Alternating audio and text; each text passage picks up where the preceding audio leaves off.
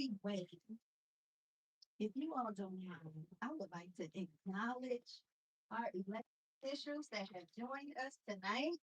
Representative Dr. Vernon Smith, who represents us in the House of Representatives. Our sixth district council person, Dwight Williams, soon to be our Lake County councilman. Dwight Williams. This woman is notorious. We call her LBC. She is the president of our Gary City Council, representing the 5th District, Linda Barnes Caldwell.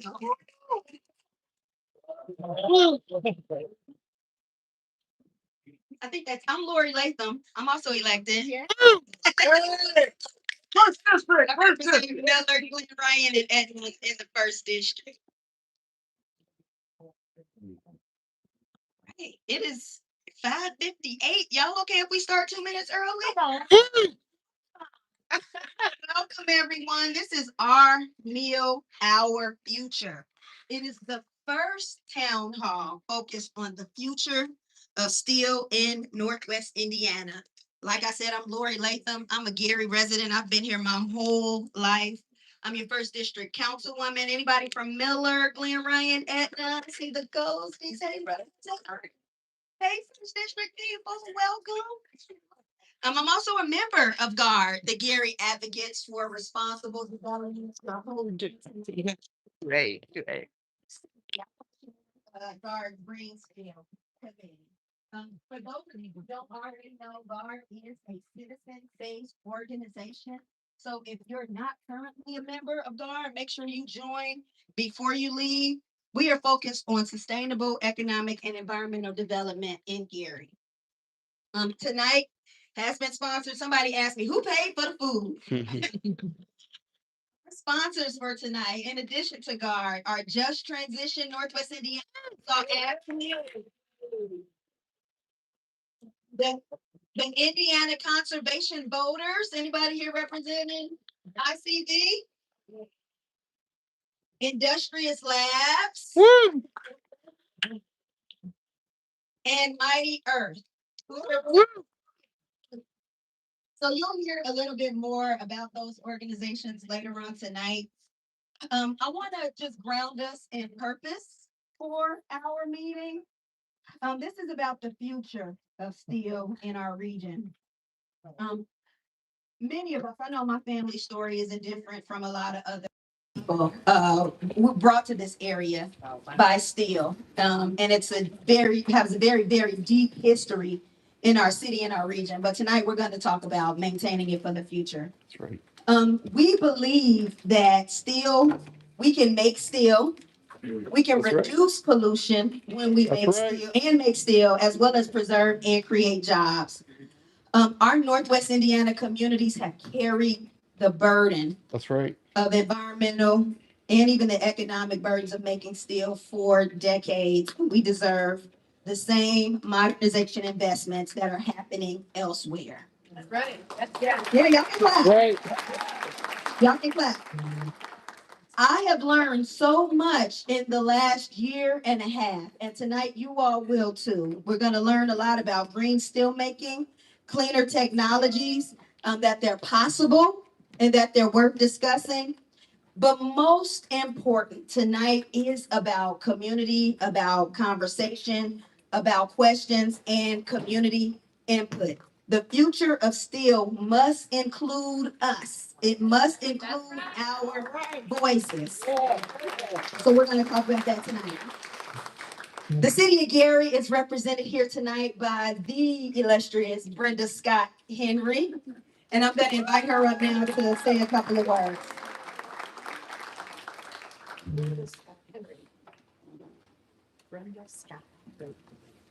Good evening, everyone. Good evening. Thank you for allowing me to speak, and thank you for that introduction. My name is Brenda Scott Henry. I am the Director of the Office of Sustainability and Environmental Affairs for the City of Gary.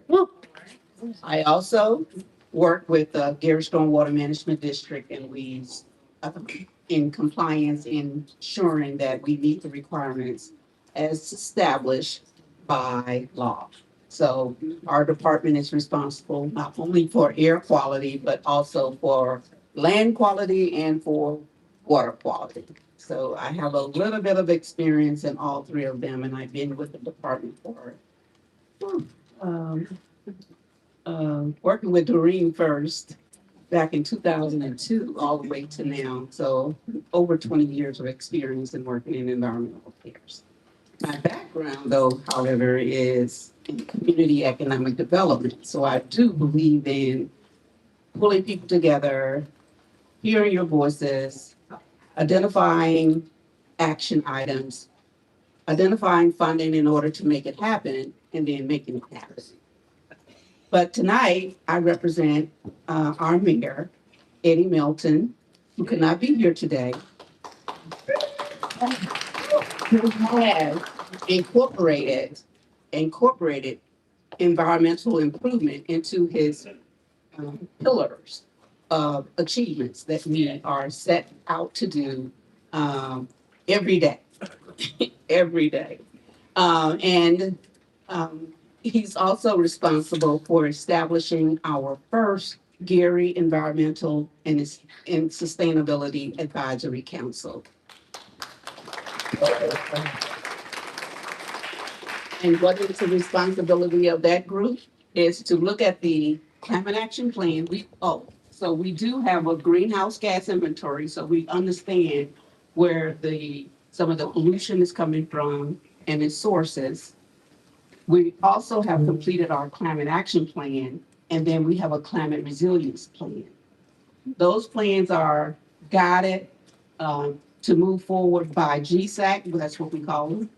And GSAC will look at those benchmarks, action items that we have identified in those plans and move them forward by working firstly with our departments, each of our city departments, and then moving those actions out into the community.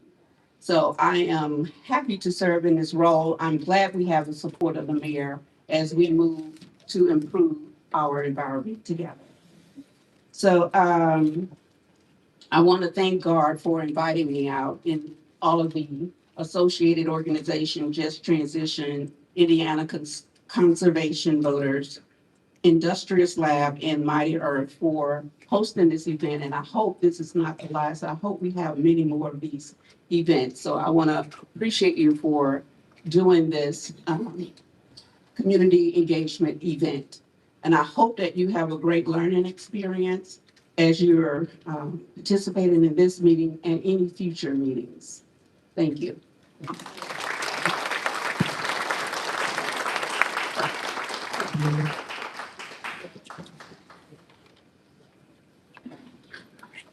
Thank you, Ms. Brenda Scott Henry. Y'all, she is on the front lines of the enforcement work. I often hear we need to make them obey the law. We have to enforce the law. Well, most of the polluting that they do is 100% perfectly legal. There's just something wrong with our laws. But even with those weak laws, it's Brenda Scott Henry and her team who are going into those places where she is involved and making sure that she's enforcing the laws that we do have. We have been joined by our Indiana State Senator Mark Spencer. Thank you so much for being here. All right, so I'm just going to tell you how it's going to go. We're going to have some very short presentations first. Myself, I'm going to do a PowerPoint presentation, and then Natalie Ammons will join us, and she'll do a short presentation.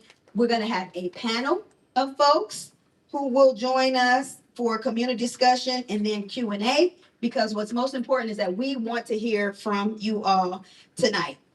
Before we get started, Lisa Valley is going to join us to help frame the larger picture. We've got guests from out of town tonight. She's from Just Transition, Northwest Indiana.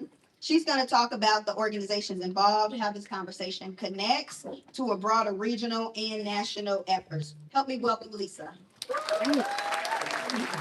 Thank you so much, Lori. Thank you for everyone coming tonight. This is a big crowd. We are so excited. How was the food? Good, good. So, as Lori mentioned, my name is Lisa Valley. I'm the organizing director for Just Transition Northwest Indiana. I am so thrilled to be here tonight in Gary.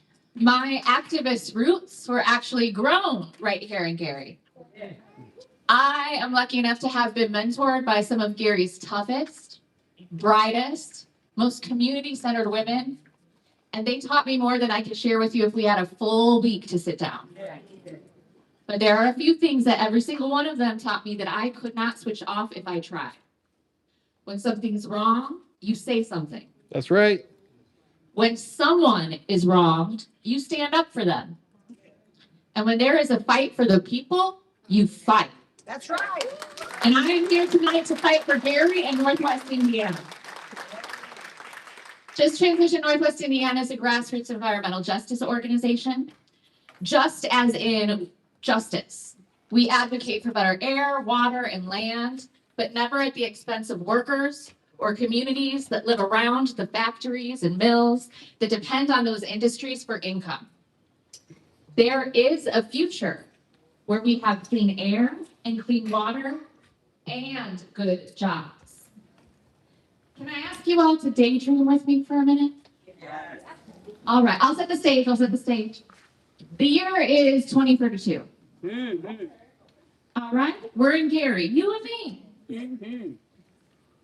The mill still has thousands of workers coming in and out. Mm. Gary's economy is healing.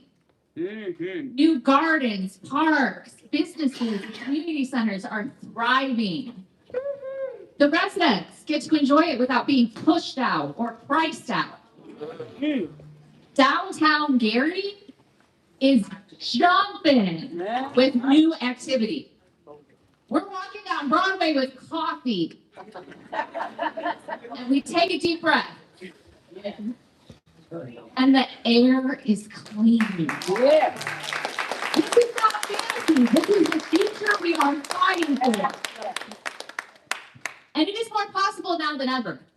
The technology to make steel with almost zero emissions already exists. Nippon is building it right now in Arkansas, where they can exploit workers without union protections. Am I right? It's not right. As part of their deal to acquire Gary Works, Nippon has to spend $3.1 billion in that facility specifically. Now, some of that money has already been spent, but we are at a critical moment because they are deciding this summer, how they are going to spend the other $2 billion. This is our moment. We must demand that Nippon invest in clean steel in Gary, or the mill will become obsolete. Yes. And do not take my word for it. Researchers at Indiana University this year did a study and found that mills that do not bring in clean steel technologies will fail.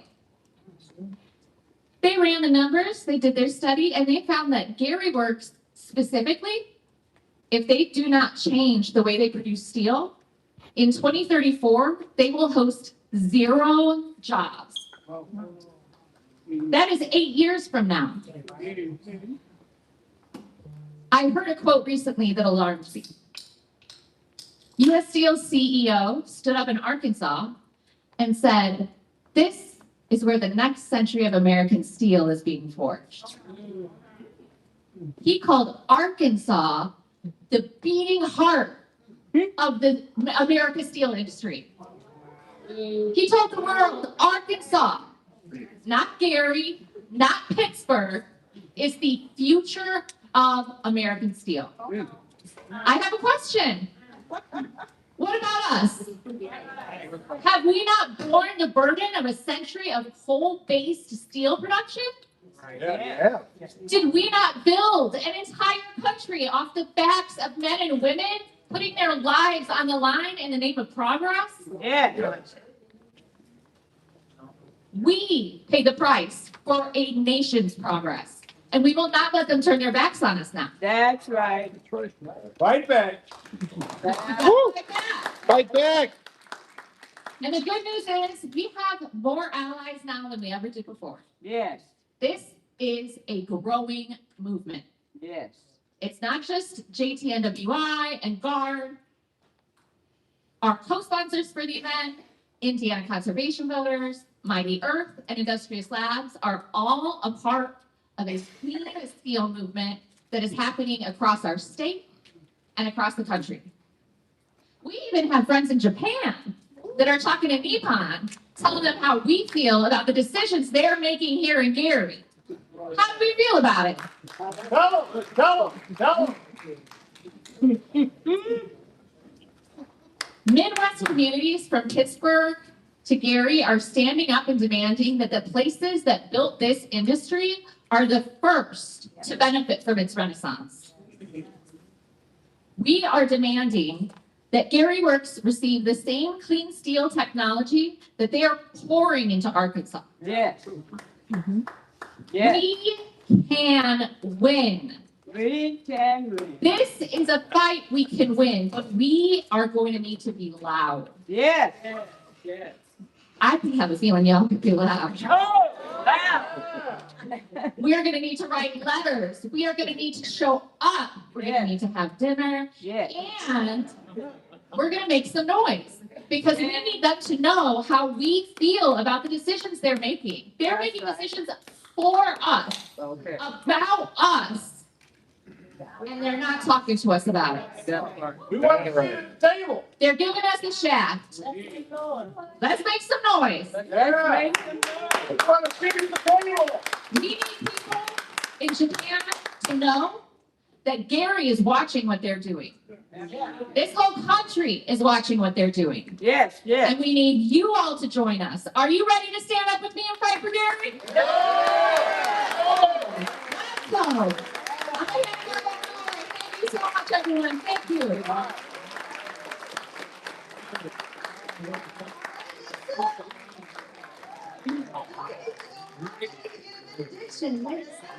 Hey. May the Lord cause his face to shine upon you. Keep going. Thank you so much. Thank you so much, Lisa. Everybody's got good energy, but I know that good food got you stuck in your seat, so we're gonna keep on going. Did Natalie make it yet? Natalie's here? It's Natalie's turn. All right, Natalie.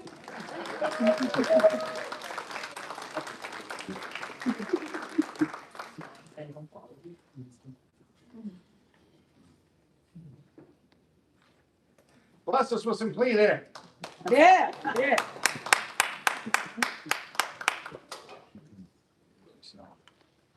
Lori, thank you for that introduction, and I want to thank the members of GUARD for being the people who opened my eyes to a lot of things. And I'm here to talk about the effects that steel mill or living in Gary has had on my family. I moved to Gary in 1979 with my husband, and I rode the train back and forth to Chicago for about 35 years. And when I first came to Gary, Chicago, I'm sorry, leaving Chicago, it was like the best thing I could do. The air was clean, the buildings were vibrant, there were shops up and down the street on Broadway. My children walked to school. It was really nice. We enjoyed the parks. My brother-in-law even had a garden in his yard, and we ate from that garden. But probably about 15 years after riding a train, after moving here, things started to darken up. For some reason, that train ride wasn't as vibrant as it was, and things in the city started to change. And that was a little bit upsetting to me. My husband died in 1999. He died of bladder cancer.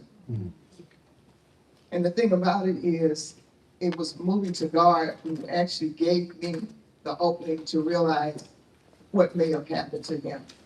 He was never really diagnosed with everything coming from the mill, but after we looked at it, after the fact, and after hearing the story about what went on in the steel mill, then it dawned on me that we had missed all the signs. And it was disturbing to me. But I continued to get involved. I got involved with Lori Latham and the Central District Organizing Project. And we did a lot of work in the community, but things were still changing. In the meantime, I had a granddaughter who had babies. And one day I went downstairs in the basement and I'm looking, that little fish, Nemo. Nemo was in my basement and I'm trying to figure out why are all these Nemos here? There were 3 of them at the time. And I looked around and I'm trying to figure out. And then one day I just happened to go downstairs and I looked. And I'm looking at these babies with these pumps on their face. All of them. They had these pumps because they couldn't breathe. Yeah. I live exactly, not exactly, but somewhere between a mile and maybe 0.5 of a mile from the mill. And every time I moved closer into the mill. I was getting up in the morning and there was that ash on my car. There was oil on the ground and things were looking very, very dark on some days. There were days when I even had problems breathing. And you could get your car washed in the morning and you come back in the afternoon, it was the same thing. But it continued on with my babies because I couldn't understand what it was and the doctor diagnosed them. I have a set of twins that are 3 and their brother who they've been diagnosed with respiratory ailments. And there are times when they try to go outside to play and it's really, really serious for them that they have to come in. They can't run and play like other children. And I'm a little bit disturbed today because the photographer came by to take pictures of them. And the thing that disturbed me the most is that they knew everything about these pumps. They knew what they were, they knew how they operate, they knew about the medicine, and they know how long they have to stay on. We're talking about 3 and 4-year-olds. That they would know that because that's the way they live. And I don't want them growing up here having to continue with that. But when I look at this meal and when I find out what they're doing down in Alabama, I think it's a travesty here that my family is suffering and that they died from this. So I stand against everything that they're talking about. They don't want to give us clean air. And we've been up here suffering for a number of years. Right? The power is in our hands and we need to do something. We need to, whatever, march, kick, scream to stop this from happening. Because as I said, to look at babies, you have not lived until you see 3 of them sitting there en masse and they can't move until they get the treatment to breathe better. Or sometimes you're sitting in the emergency room because of that. I too have been recently diagnosed with COPD. I'm not accepting it because I'm not going to accept that diagnosis because I don't want to. There's too much work to be done and there's too much fight in me to say, if we don't do something here, it's going to be a lot more. So I value my relationship with God. I thank you all for, it's just, I just really can't talk about it that much because again, I just had to watch these babies explain a 3-year-old who knows what a breathing machine is and who says that if we don't have this machine, we can't survive. It's sad. And so it is hurtful. So whatever we have to do, whatever there, I'll be on the front line to make sure that someone is hearing here and noticing that what's going on in my community. Because I love Gary. When I first came to Gary, as I said, it was vibrant. We walked the streets. We went to parks. My children played in the parks. But sadly, now things are starting to dissipate. So we need attention right here in Gary. And we need to be able to do better for the future generations. Thank you, Lord.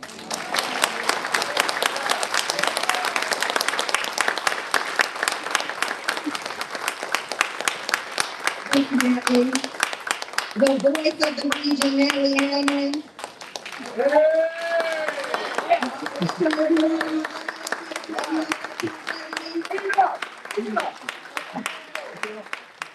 All right, it's my turn again. Let's get into this a little bit.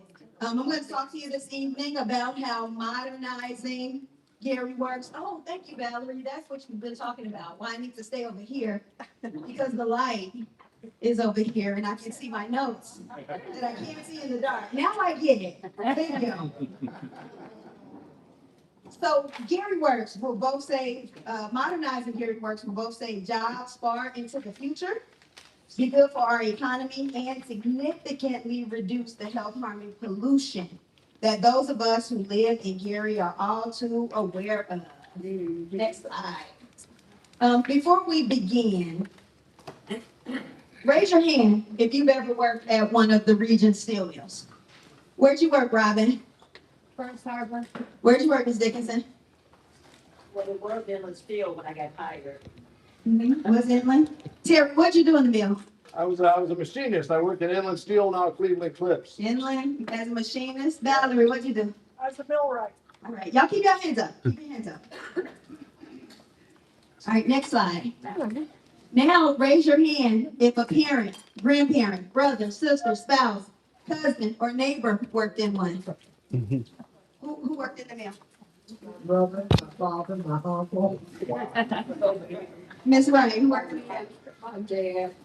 Your dad. This is my cousin, y'all. My husband, my brothers. Almost every hand is up. What about on this side of the room? Miss Wilkes, who worked in the mill? My uncle. My uncle, your uncle, of course. Who worked in, oh, hey, Kendra, who worked in the mill?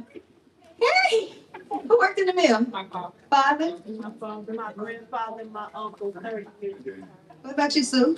Father, 43 mil, Father. 43 years. Mr. Mosley, who worked in the mill? I did, my brothers, 43 years, 38 years. My father started at American. This mill is connected to all of us. All of us, huh?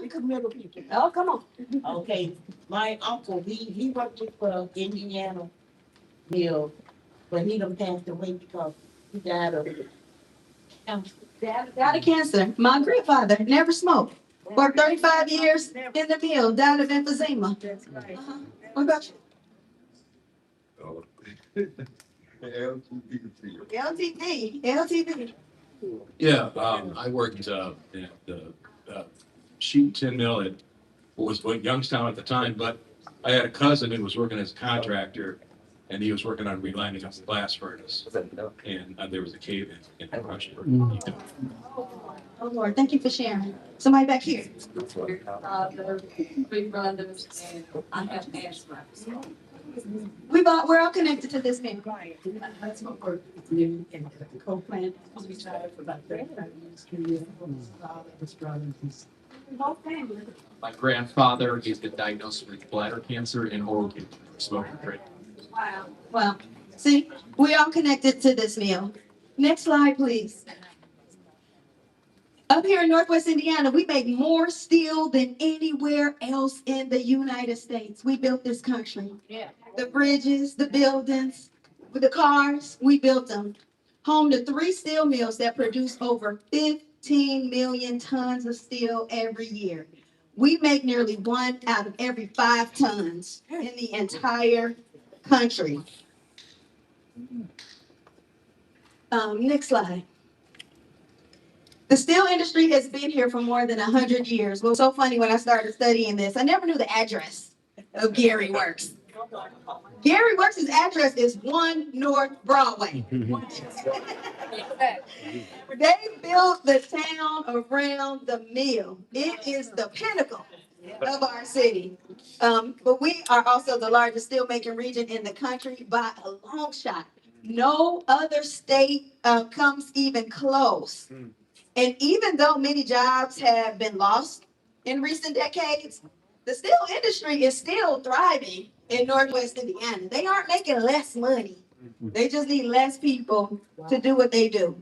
Again, like I said, our 3 mills, am I on the right slide? Our 3 mills produce 15 million tons of steel every year. It has a huge impact on our economy.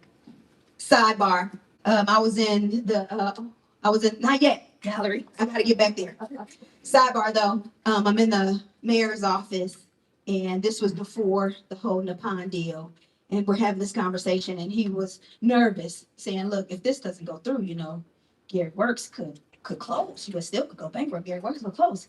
I said, so what? Get our lake back, right? Right. Imagine what the city could be if we didn't have that behemoth on the lake at 1 North Broadway. He said, Lori, we can't afford to lose any more of our tax base. Think about all the people who work in the mill and who have been working in the mill for generations. The economic impact alone, $1.8 billion in annual economic impact across Indiana. Wow. Generate tens of thousands of direct and indirect jobs. Many are well paid. I'm not gonna tell y'all the year that I came out of high school, because who was that? Brenda Scott Henry said 2002. Everybody made that sound like that was such a long time ago. So I'm not even gonna tell y'all when I came out of high school. You come out of high school, you get in the mill, that can change your life. Yeah. That was good money, even back then. And still today, these are good jobs, and they impact our state. We don't see the impact as much in the city because they don't give us as many taxes, but well, that's a discussion for another day. Next slide. We have a problem though. Our steel mills are also the largest source of pollution, the region's largest source of pollution. Just before the meeting, somebody commented that we had someone as far from Los Angeles. Is that true? Did somebody come from there she is, came from Los Angeles. This is a problem not just for our region, but the world. When you look at greenhouse gas emissions and think, okay, what can we do to impact our planet, which is in peril? Greening up the steel industry gets us a long way. That pollution, just like we heard, it results in many negative health impacts, especially for those who live near downtown or live by the plants. Our steel mills contaminate the air, water, and soil. They release these tiny particles into the air, so small you can't see them. They pass through your lungs and they enter your bloodstream. Long-term exposure, we didn't even need the science to tell us this, right? We didn't even need the data, but we know that long-term exposure is linked to cancer, asthma, heart disease, premature deaths. Children who grow up near mills show higher rates of learning and behavior disorders. The tiny particles are PM 2.5. Teeny tiny microscopic particles that enter the lungs. They cause inflammation and respiratory problems. Next slide. Yep, climate change. Our mills are also one of the largest sources of greenhouse gas emissions, causing global climate change. For every ton of steel, our mills produce 2 tons of carbon dioxide are released.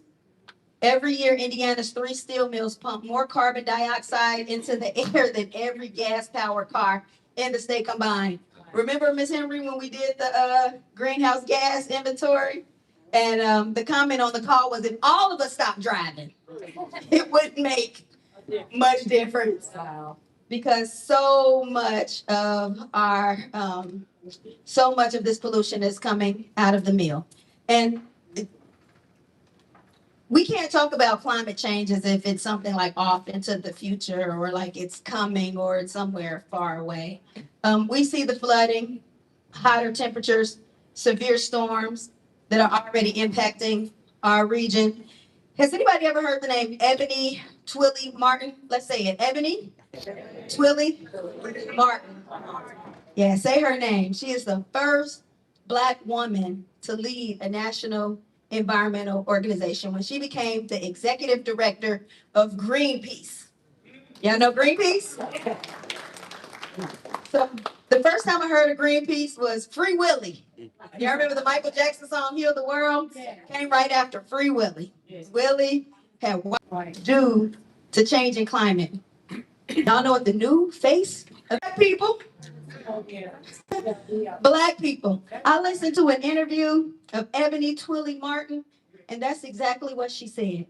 In Evanston, they did a study and they showed from one zip code to another, even the trees, when they developed the city, even the trees were distributed unequally, right? So the neighborhood, more Black people, had less trees, smaller sidewalks, led to an 8-year difference in life expectancy. Wow. 8 years. So we're living 8 years less due to climate change. So that's us. This isn't something happening somewhere else to polar bears and to whales. No, our planet is in peril and we are dying at an alarming rate. To many of these diseases, Next slide.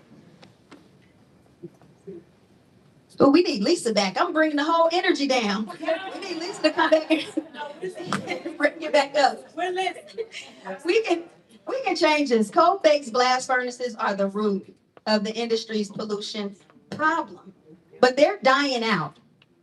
This is something, those who raised their hand who worked in the mill, you already knew this. This is something that I'm just learning. My family worked in the mill. I never had to work in the mill. Blast furnaces burn coke, which is made from coal, to make iron. And they're the main reason our mills pollute so much. They make high quality steel too. These blast furnaces, the coke from the coal to make the iron, makes the type of steel that you need for cars, right? No new blast furnaces will ever be built in the United States. We have, let's see, only 11 blast furnaces remain nationwide. 8 of them are in Northwest Indiana. 8. And no new blast furnaces will ever be built.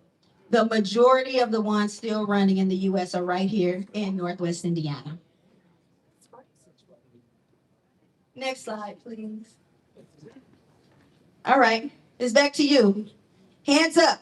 How many of you have had somebody in your family with asthma? Mhm. How many of you have had someone in your family with cancer?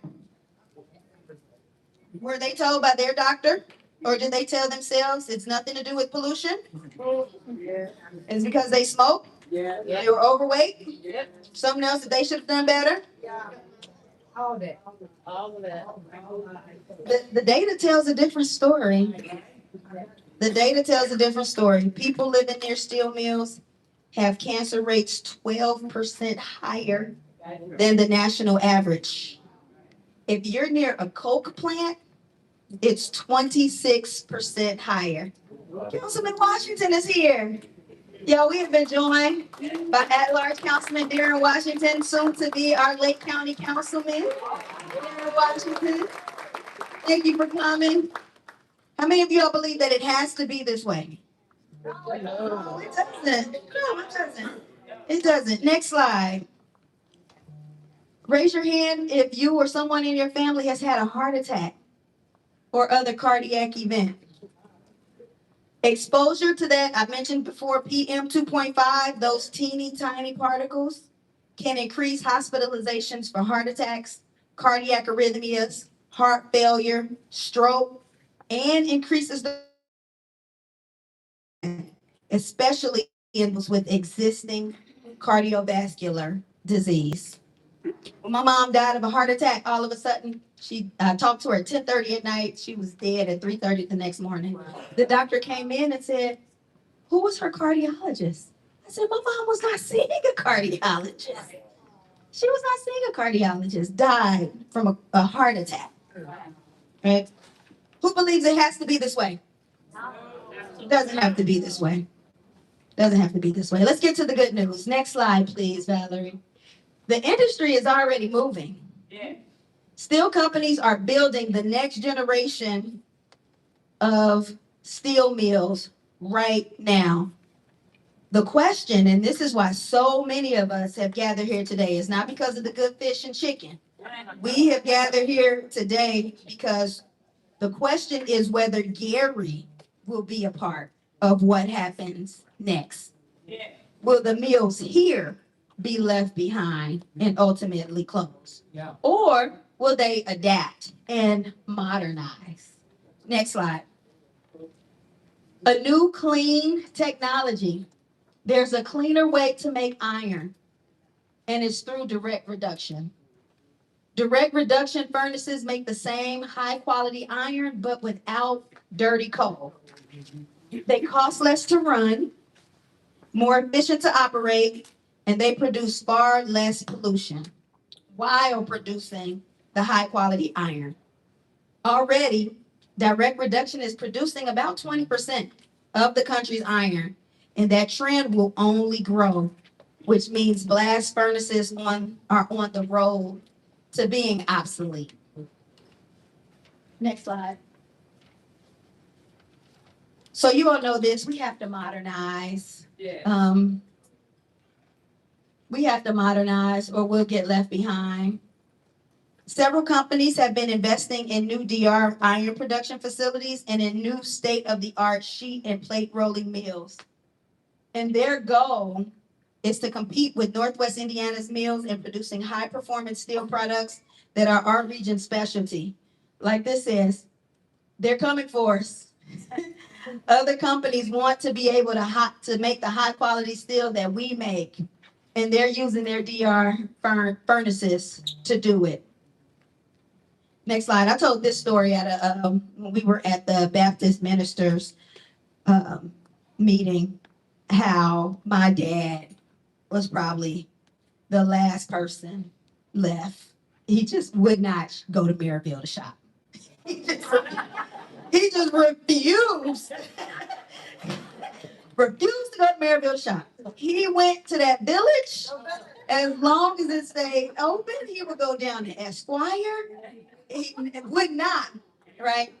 One day he came out of JCPenney and he said, they are stocking that store to close.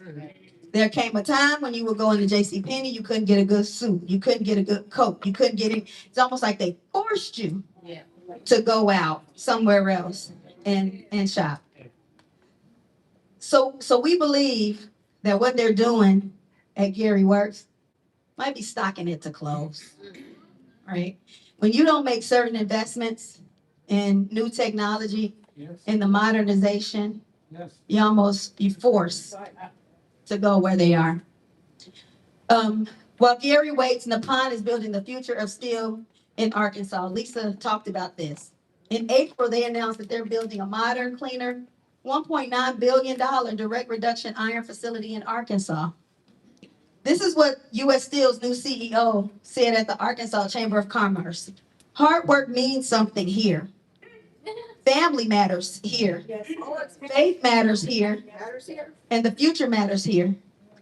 Because this is where America's next century of steel is being forged. In Arkansas. In Arkansas. But they still call us the Steel City. But Nippon is saying that the U.S. Steel CEO is saying this about Arkansas. So if Arkansas is where America's next century of steel is being forged, what are the plans for Gary? Next slide.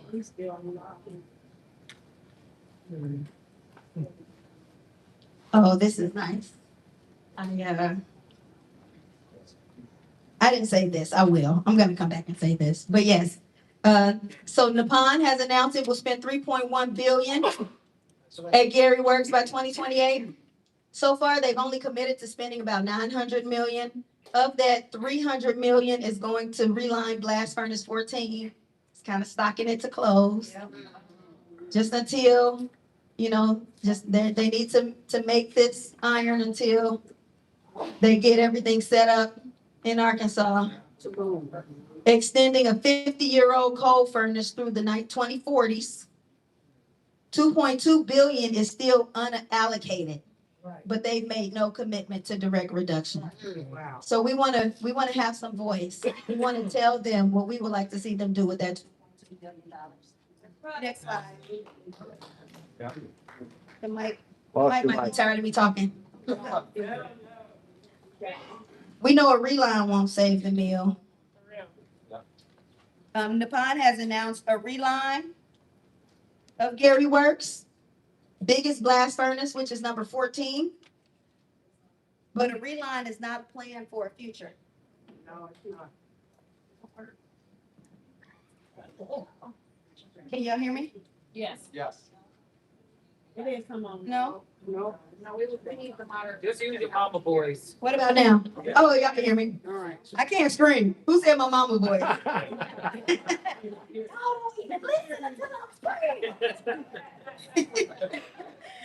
A reline is not a plan for the future. A direct reduction power plant in Arkansas is a plan for the future. So, yeah, they're planning for a future, just not here. We want that here.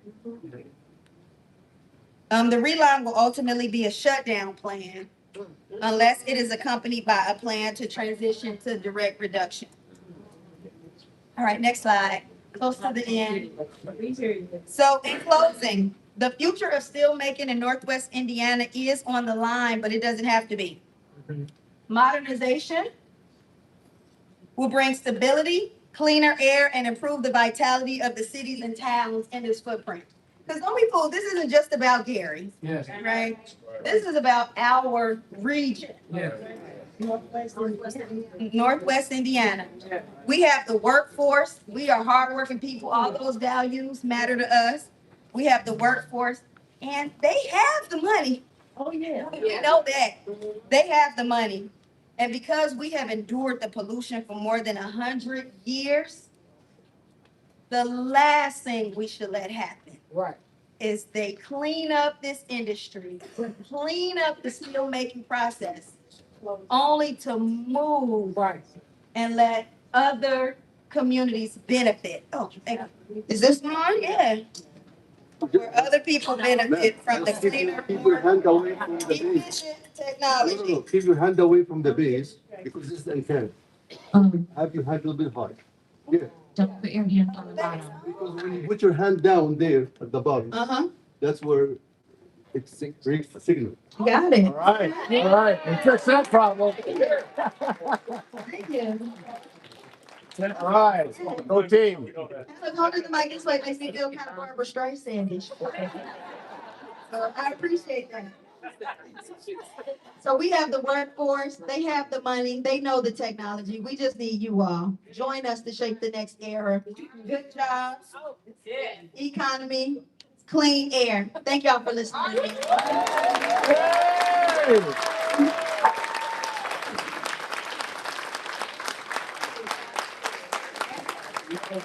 And now it's your turn. It's your turn. We want this to be a real conversation. So we're going to turn the lights up. We're going to invite Valerie Denny, who's our GAR board member. She's also the co-chair of the Green Steel Committee. Make her feel welcome.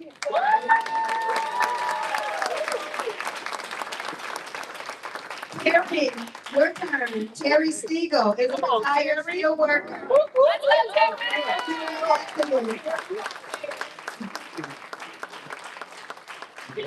Jack Weinberg. He taught us everything we needed to know about green steel making. He is the author of GAR's report on the future of steel making in Northwest Indiana. He has decades of environmental and pollution policy experience. My love, Vera Fitzpatrick, join us. The Gary resident. She's the COO of Community Yeah. Oh, okay. Advocate. Her CBS special has infused new life into this development and into this issue. Where's Dr. Alan Halim? A retired physician. Join us. Dr. Halim is the author on health impacts connected to the steel industry. Pabana Razuli. Come on, Pabana. He's a Gary. He's a mechanical engineer, environmental and community advocate. He's an alumni of Southern University, but nobody's perfect. Thank you. Round of applause for this panel.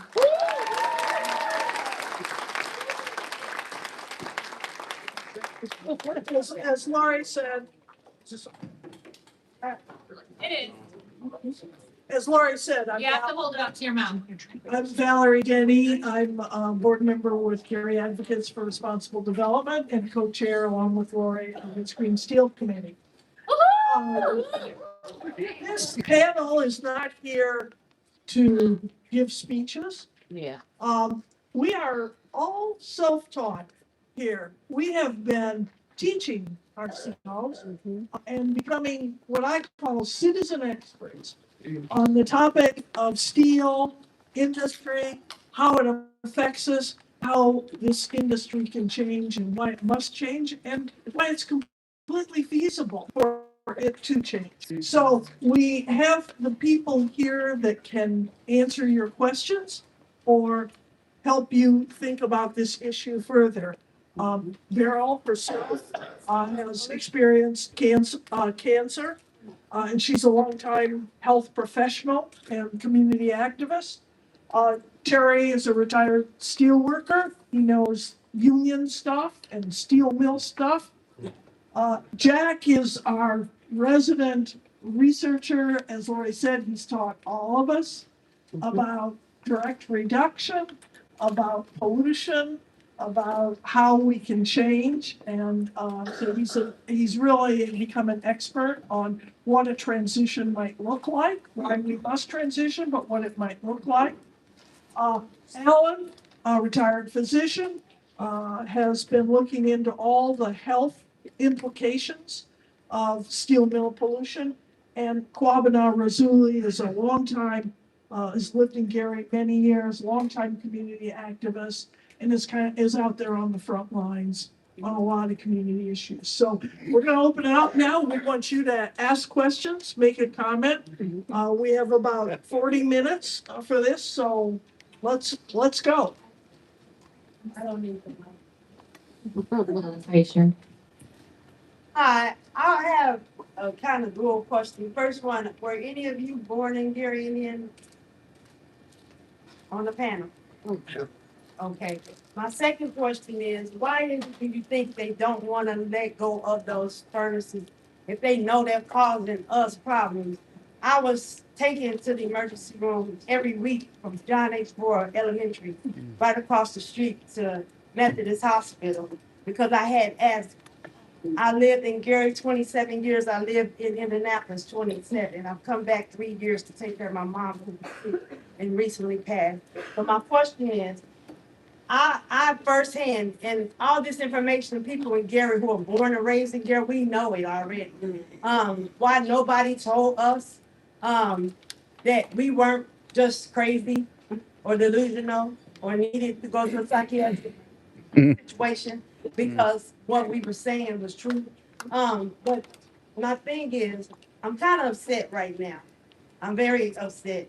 But my question is, anybody representing Gary that was born here that experienced the things that you guys talk about can be on your panel so that they can talk firsthand the experiences like I had as a child. When I lived in Indianapolis, I didn't have asthma.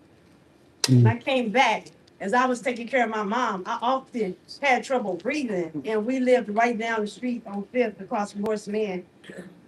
Still, my mother always wanted to live up and down Fifth Avenue. So now I'm very upset because it affected me personally. Let me ask Beryl to speak. She might not have been born in Gary. Right, but But why don't they get rid of them here and make it clean? That's right. Instead of making it in Arkansas, and we built this country. Our ancestors, my grandfather, World War II, my father, Vietnam, they don't even help my dad right now. And they helped build this country. That's right. Uncle retired 30 years in U.S. Steel, and he's going through. I'm upset because my family was directly affected. I've been going through. I didn't know why people didn't want me back in my hometown because they didn't want me to tell about what happened to me. But I'm a voice for Gary, Indiana, and I'm very upset. Woo! Woo! We were born here and we went through it firsthand. I'm sorry. I'm not sorry. I'm glad I got here. People kept asking me, how did you get here? Because God led me here, and I'm always at the library. Thank you. Can I have a panel address some of your concerns? Yes. So first I'm gonna ask. Thank you, ma'am. I'm gonna ask Beryl to speak. She might not have been born here, but I think she can relate to some of the experiences you've been having. Good evening, everyone. Absolutely, I can relate to what you said. My family moved to Jerry in 1967. My father and mother came to Jerry because my father got a job in the mill. And my parents together came to Jerry because they wanted to have a better life for their children and themselves. They never moved to Jerry thinking that two of their four children would be dead today as a result of complications from cancer. And I'm, my sister doesn't have cancer, but since 2016, I've had 10 surgeries. I'm working with 10 doctors. Everything that Lori talked about in her presentation is what I learned working with the team at Rush University Medical Center in Chicago. Methodist, our hometown hospital, sent me to Rush because they said the kind of cancer you have, you need to be at Rush University. That was the pipeline. Let me tell you that one of the things that I've learned as an advocate, because I went to union meetings with my mama and my dad. My mama was a teacher in the union. Fight and what we're talking about here today, my passion, my therapy, my exercising, my fundamental rights is to be a voice for all of us who are experiencing this. The reason that I'm talking to you today is because one of the tumors in my body that they removed 15 and a half hour surgery. I spent 29 days in ICU. And before I went under the anesthesia, the doctor said to me, we don't know if we can save your tongue. I said, oh my God. My mama and daddy told me I've been talking ever since I was 6 months old. And I was performing 6 to the 7 months. I didn't know what to think. However, every time we tell our story, every time we partner, we demand to be seen, respected, and listened to. That's why we're here today. That's why God is here today. Thank you.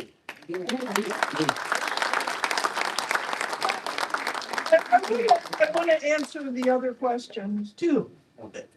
Why is it, knowing what everyone in this room knows, do they keep doing this? Because that's the other part of your question, I think. And so I'm gonna ask first Terry to say what he thinks, why it's happening, and then ask Jack. But I want, again, try to keep your remarks, and everybody, try to keep your remarks somewhat brief. We've got a lot to talk about, and let's let it all come out. Nobody needs to give big speeches. Yes. Harry, first off, I just want to say Beryl's an inspiration to me. That's right. Because she's such a spirit that keeps you moving and wanting to make life better for everybody. So, and we appreciate you. Appreciate you.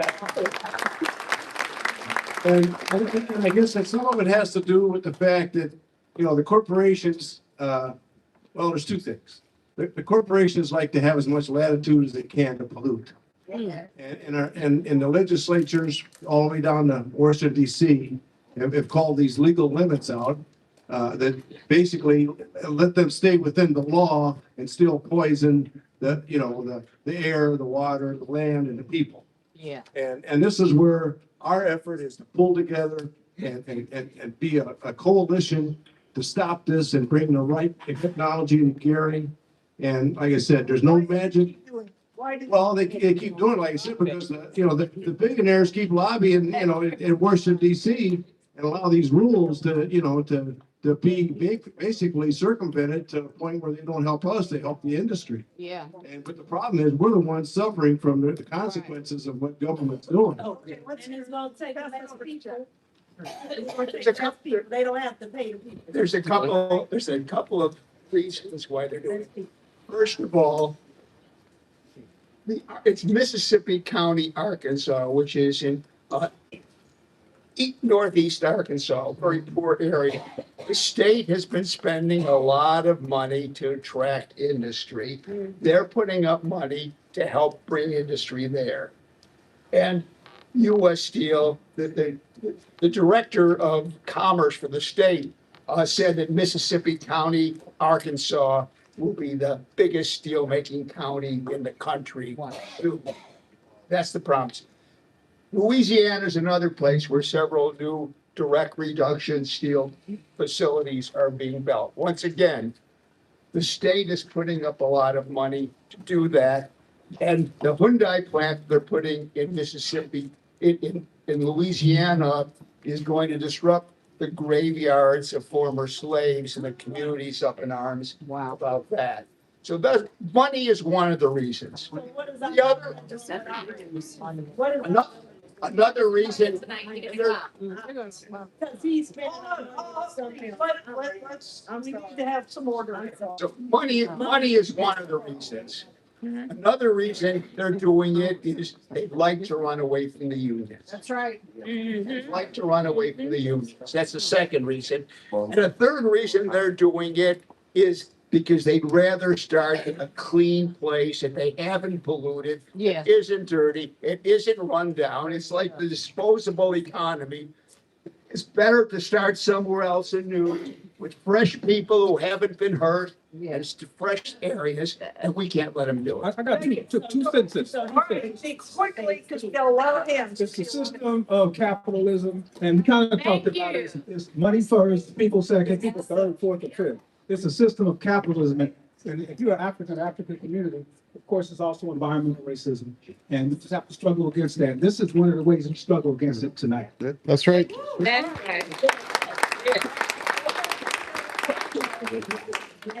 Trying, oh, there it goes. I have a medical question, probably Jack. Is there any data being collected from the local hospitals that compare respiratory diseases that we have with people maybe in southern Indiana that don't sit up under a meal? Are we collecting that data? And is that data available to the average citizen? Good question. Those are great questions. Mike is. Yeah, I'll try to speak up. Those are great questions. Don't hold the bottom of the mic. It's not. It's gonna do it anyway. Yes, but They keep going in and out. They can hear me now. I'll just have to speak up as loud as I can. Those are great questions.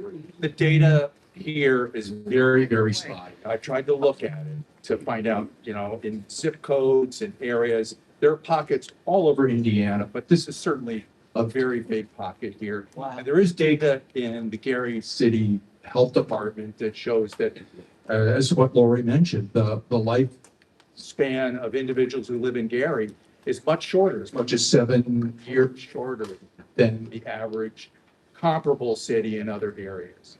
And just to go back and just say, I got to say the word environmental racism is what is going on here. Wow.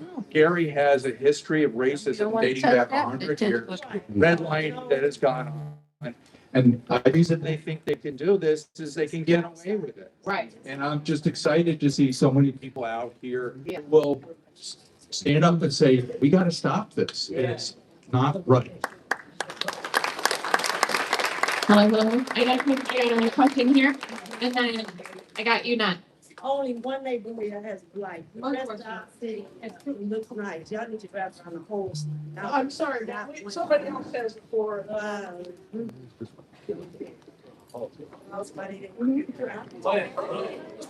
Speak up, speak up. Like, I see. Yeah, the mics are not working. I don't know what the trick is at all.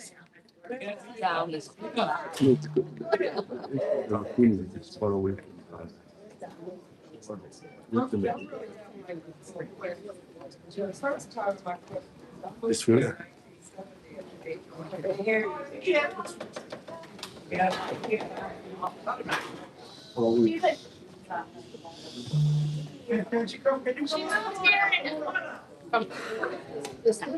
Lisa's gonna yell it. She moved here in 1970? At the age of 12. 1970 at the age of 12. I'm 68 today. She's 68 today. I can't believe it.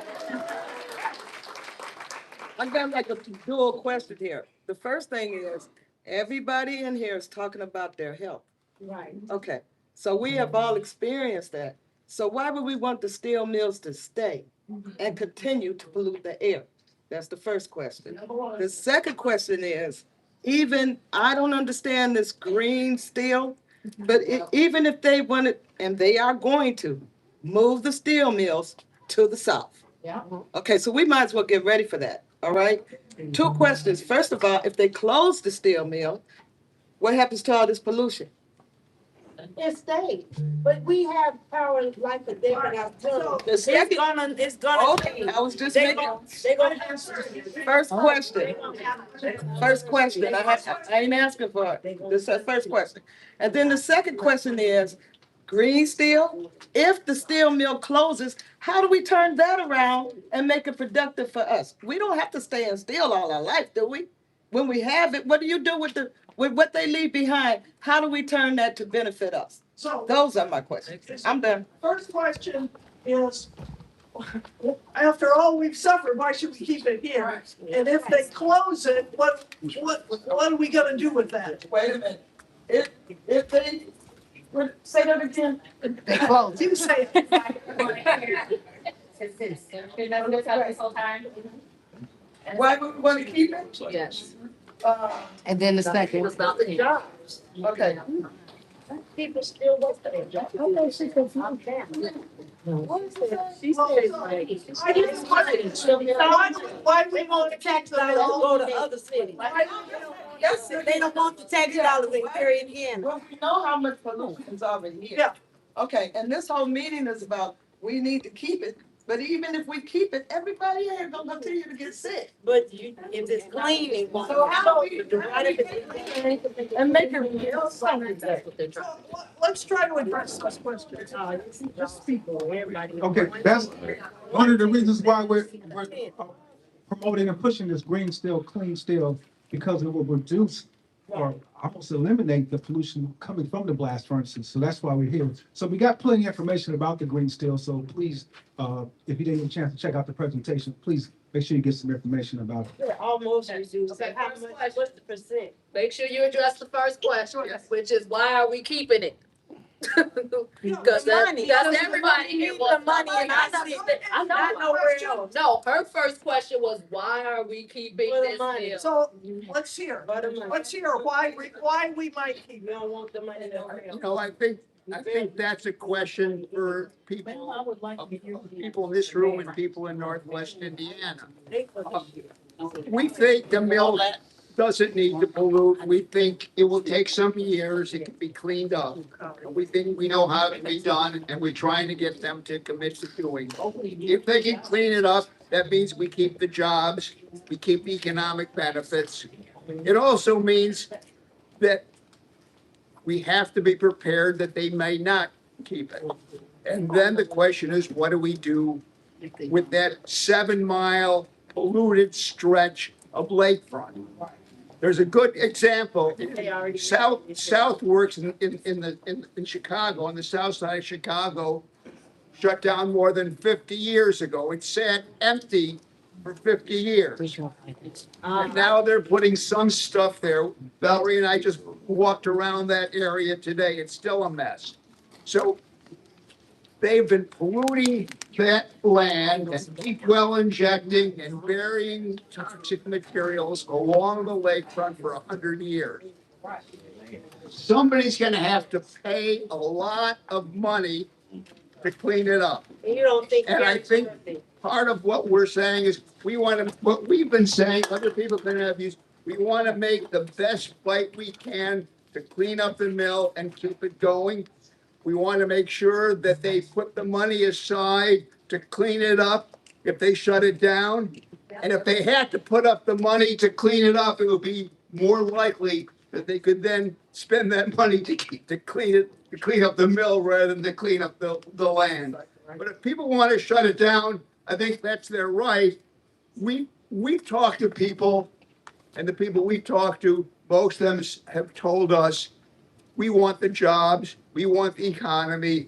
We built this mill, we built what this mill produced, and we want to get the benefits now that it's cleaning up. We don't want the benefits to go somewhere else. So where are the people that can make a difference? They not here tonight. All right, we about 200 people possibly.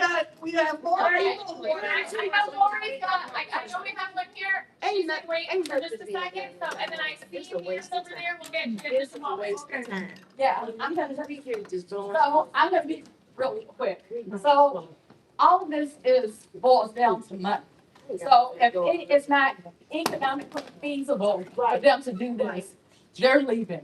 So how much does it cost for this transition? Is it within that 2.1 billion? Because if it's not, I think we just need another plan. Exactly. But where's the people that can make? The transition, Here.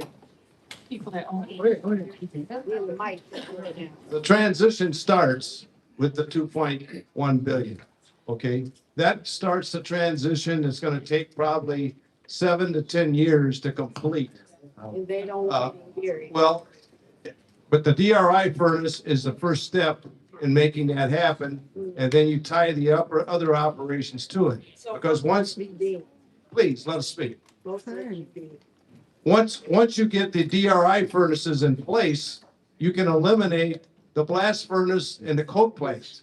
When you eliminate the coke plant and the blast furnace, you've eliminated most of the pollution. And if you do a DRI furnace with natural gas, you lower the pollution by at least 50%. And if you fuel it with hydrogen, you get it down to almost zero. So we also need a green hydrogen plant here in Gary. But these things don't happen overnight. So we're trying to make an argument for a transition for Gary to put Gary back where it needs to be. Because if we don't do this transition, we're never going to redevelop Gary, because people aren't going to come and live in an environment like it is now. We're going to rebuild Gary, not tear it down. That's right. Right. Born and raised here, still suffering. Go ahead, Councilman. Still sick, still dying. Stand up. This is the question I have for the panel. You have policymakers in your room right now. You have state legislators, you have county councilmen, and you have city councilmen. What is the charge that needs to happen now before the end of the year? And what needs to happen in the general legislative session going forward? We know the stats, Terry, I get all your emails, thank you. We have a residential council expert in Lori Latham who has brought me a long way. But we are about action. So what is the thing that we need to make the government, make everybody do that needs to be done? Give us that action plan from now to the end of the year for your county council people and your city council, and for your state legislators like Mark Spencer and Dr. Representative Ernest Smith here in the place today. What is the charge? What do we need to do this year and next year going forward?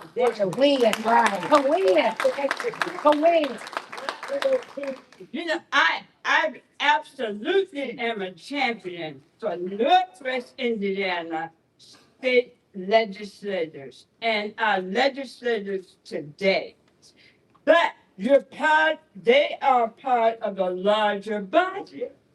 And so what we're talking about today individually is what the challenges to get other legislators in Indiana on board for Nippon Steel.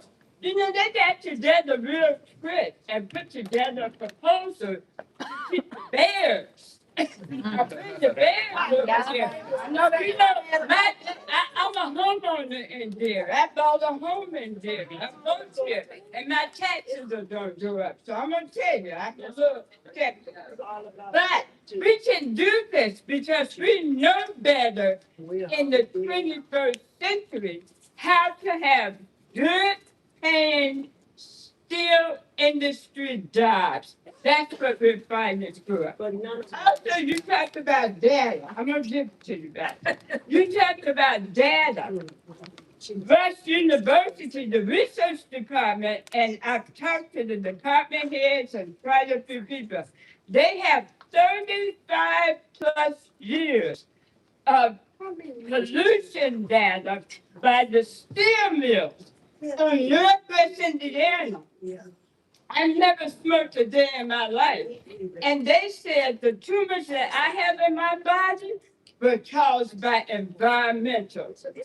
That's what they can tell us. We can give that information so we can have these legislators who I absolutely trust, because the other legislators downstate, Indiana can do better. This governor can do better. Take the mic because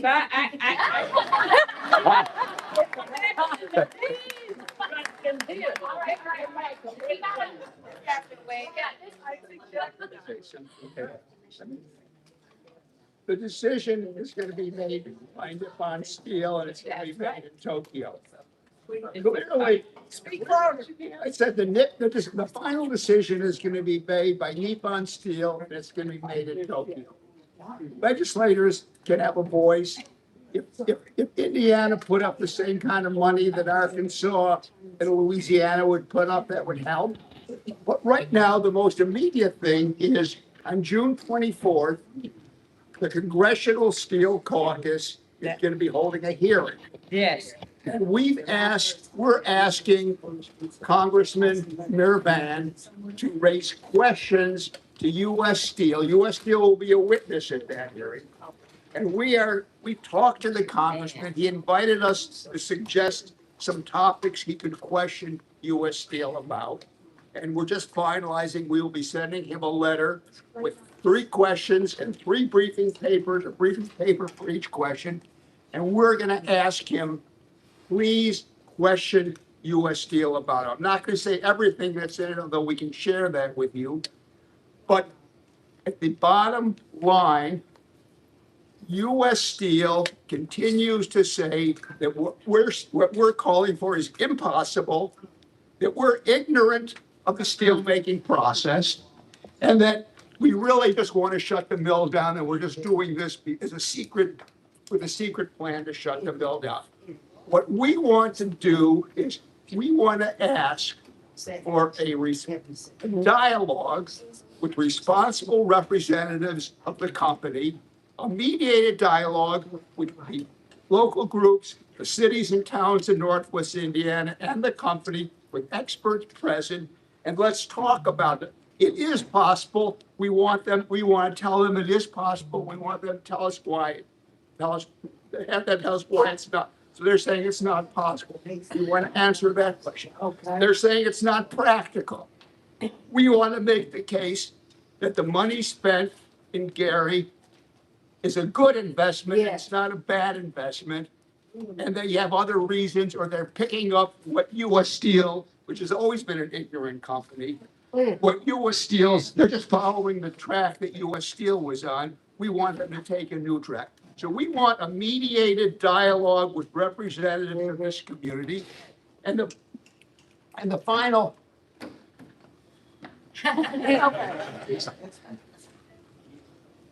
It can be done. Yes. But we have, yes, the question is $2 million if they make that investment. 2.1 billion. 2.1 billion. They spend $2 billion. They can put in the first DR furnace. They can put in the other technology needed to integrate it with the other steel making. That will not solve the problem. But once they make that investment, that puts them on a track. They will see its profitability and they'll make the continuing investments. We want to get them started. That's our plan. Well, sometimes the break going. Thank you all for your time. I just have a very brief question. So obviously, as you mentioned, the pollution problem is a big deal from obviously U.S. Steel. And it's something that affects not just the city of Gary, but surrounding communities. So my question is, it's not help with the refinery in Whiting too, unfortunately. I know that's not the topic of today. But my question is, in relation to the rest of our country, how polluted is Lake County, Northwest Indiana, when you combine U.S. Steel with the BP Whiting refinery? And how does that affect, obviously, all of us in the suburbs and the city, where have you, in relation to the rest of the country? The data is out there. This is a partnership. You asked about the partnership, Council President. This is a partnership where we need people to vote. We need people to demand that Congressman Van listen to us. Answer the phone. Okay. I'll give you numbers. Well, I'll give you some numbers and then Terry can go on. 3 mills in Northwest Indiana are each among the top 10 sources of PM2.5 pollution in the entire country. They're each among the top 10 sources. They are also among the top 25 sources in the countries of most other pollutants. The American Lung Association put out a report on just state of the air. It identified the 20 worst counties in the country for PM 2.5 and for ozone. Yes. Lake County was not only in the top 20 counties, not only was Lake County in the top 20 counties, 4 of the top 20 counties are counties with integrated iron and steel mills. And most of the rest are counties that have a real forest fire problem. So that's the best that I. Orange County.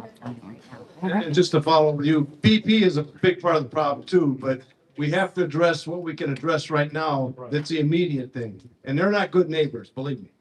All right. Let me finish the councilman. The councilman had a quick question. We did an action plan. He's right on track. I think some of the comments you've had here is explained some of that action. Congress is a big one. Congressman Mervan, we've all talked to him. I've sent him some emails too. And he's not really speaking out about green steel and being forceful in his position on this. All he's doing is listening, and he needs to be more proactive, and we need to be more proactive. I was at Tuesday, I was at the Hammond Council meeting talking about green steel, and I told the mayor, there's no magic dome over that steel mill. Hammond just almost as much as Gary and East Chicago. And last night I went to the East Chicago Council. So these are the actions we need to go out and speak out. Okay, Right here, in that's what we need to do. I have a question here. We talked about if the mills left the city of Gary and the benefits of the pollution being gone. What would happen to the city if the mills left? All the people that live in the city. Very valid question. Would the city still strive? Would it make it? What would happen? That's why we're here today, because it would not. It would not. No, it would We've already lost 100,000 people here in this community. The steel mill has jobs are not like they used to be. So it will be a struggle, but there are adjustments. There are examples of cities that have made adjustments. But the thing is, right now, we do have the technology that's out there that is proven that is a lot cleaner. And so, again, that's why we're pushing and that's why we're together to try to make, or try to convince Nippon to make this happen. So that's why we're here. That's why we're struggling here. But yes, Gary is resilient. Gary will survive, but it's a struggle. We know the health of, we talked about the health issues with health and all that, so. Yeah. Here's my question. I would support what the gentleman stated. And we got public officials here tonight. Call the meeting. Get with the panel, get with the organization, call the meeting. Just like you called the meeting about the Bear Stadium. That's where right. We're gonna have to pay taxes. That's right. We're gonna call the meeting. Okay, call the meeting. We got the state, we got the county, we got the city here. Call the meeting. And we as citizens gotta stop letting public officials make decisions with meetings in the back room with these corporations. Okay, because no way we got nothing out of the money, $3 billion money for the, even years ago when the steel industry was going down, they had pools of money that trained people in fields, okay, to do other things, okay, just in case. And remember, in December of 1979, there were 23,500 people working at Inland Steel. USX, there was 23,000. We're down to less than 6,000 in both. So call the meeting, Senator, council person to be called the meeting. And invite the people to be, the leaders of the organization on this subject to be part of those meetings. We started that right before, they announced the actual purpose. But I don't understand that, you don't understand politics. That's right. So Thank you. that's it. Call the meeting. People are here waiting for Don't you. play all to nice, call the meeting. Peter. Don't play nice. Don't play nice. Call the That's meeting. what they want y'all to do. Don't play nice. That's right. I would like to just share some insight on this. First of all, I think the cleanest way, if we had our choice, was to get rid of the meals. Now, if we had a choice, I don't think that's a real choice. Because you're gonna have a domino effect. You let that meal go, Northwest Indiana is gonna go with it. Okay, so we can't entertain that. I want to commend GUARD for bringing the issue to us because informed populace is a dangerous populace because they think. They come together and they strategize to take control of their community. So I want to commend them for doing this. But let me just point out something to you.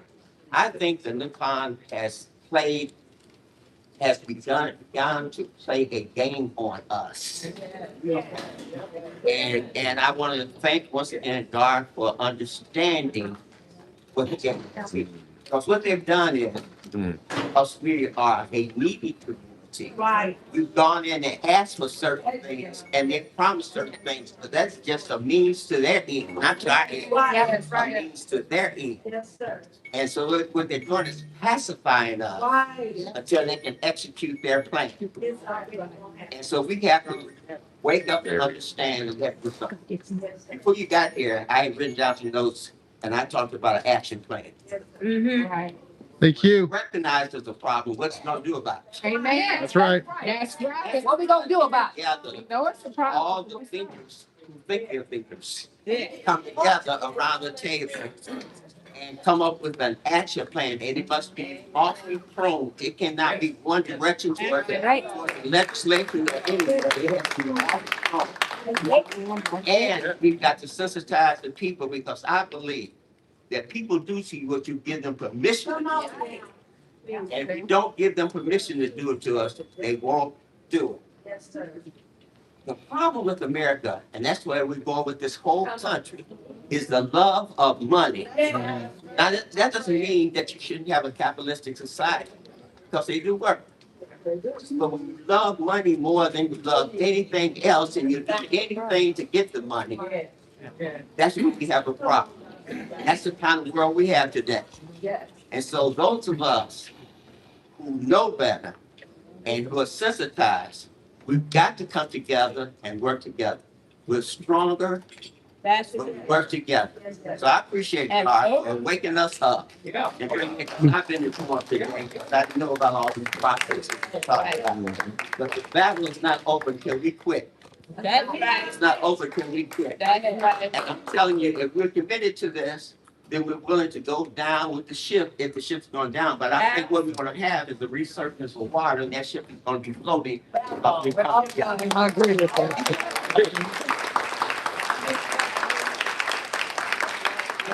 I have a question, I have a suggestion. Well, first of all, you need to get hip to PRAY. That's where power lies. We're all in here together. Yes, ma'am. I work with a network, so we don't talk, we act. All right, and when we pray, our God moves. What I'm saying about this is that we can use a. This is that force. That's right. And when we come together, we're coming together here, not to attack each other. Right. But the old folks have a saying that we need to catch and work with. Yes. Agitate. Educate. That's right. Organize. That's right. Then who?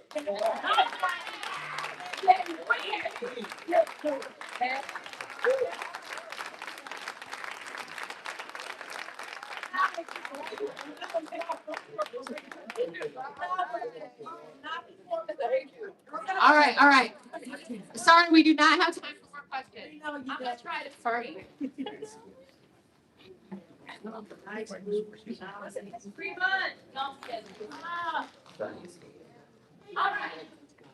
I was just gonna say, first of all, the reason that we invited the community here is to hear from you. We wish we could stay for hours and have more conversations and listen to more questions. The only reason we are here is because we care about the community of Gary. We care about Northwest Indiana. We care about the people. There are things that all of us do right now to get involved, to continue the fight. We can go to item hearings. We can make appointments with our counselors. We can join GUARD or Just Transition Northwest Indiana and help us to fight against the environmental racism that is crushing us, that's crushing you. It does not need to continue, and we are fighting it every day. I'm going to bring up the pastor. Are you ready to come up? We're going to close out the event. Pastor Jackson? I wish I had my good work. I have a feeling you're going to be okay. 1, 2, 3. 1, 2, 3. All right. So, Laura's with us. I'm really, feeling a little nervous. I'm wrapping up, but it's already been wrapped up. We know what to do, right? Everybody here is here because you care about Gary and the region. Am I right about that? Everybody here is here because you want to see something different that's more beautiful. Am I right about it? Yeah. And so we know what the mission is. We know what the need is, and we know what our passion is. And so institutions are not beaten by individuals. Only institutions beat other institutions. And what we are is an institution of people right now who can defeat an institution that is trying to make more money. They have put profit over people, price over principle, and money over morals, right? And so it is our responsibility to cry loud, as the Bible says, and spare not. People never comply in advance to a fascist regime or a capitalistic country or institution, right? You don't comply in advance, you fight.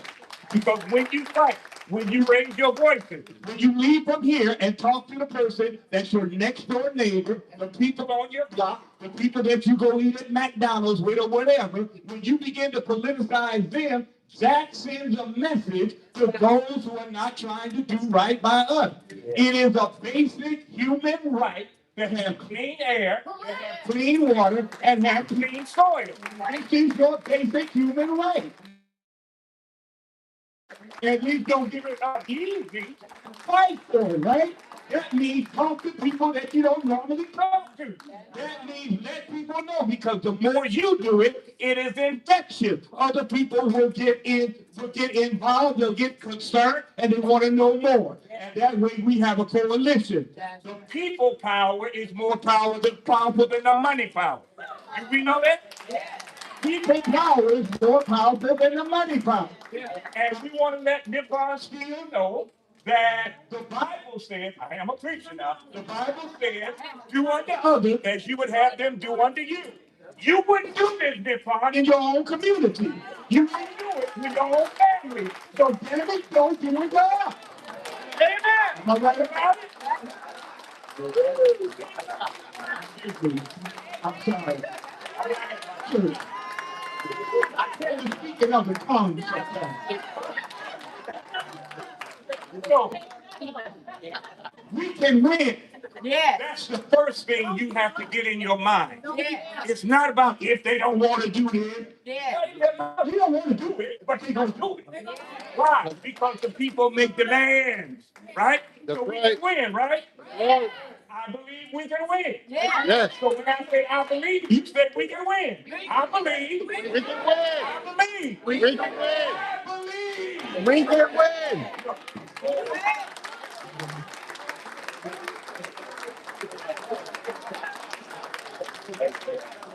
We do have a call to action tonight. There are QR codes on this table. There's QR codes on this screen. This is a letter that is getting sent directly to the Nippon company saying that Gary does not want them to make decisions without our voice. We want to invest in clean steel in Gary. We want to be able to breathe in Gary. And we can make that happen if we put enough pressure on them. That's right. How are we feeling? What's that? I can help you sign up. You guys want to do a chant with me real fast? How about, ain't no power like the power of the people, because the power of the people don't stop. Say what? Ain't no power like the power of the people, because the power of the people don't stop. Say what? Ain't no power like the power of the people, because the power of the people don't stop. Thank you, everybody. Have a beautiful night. One more thing.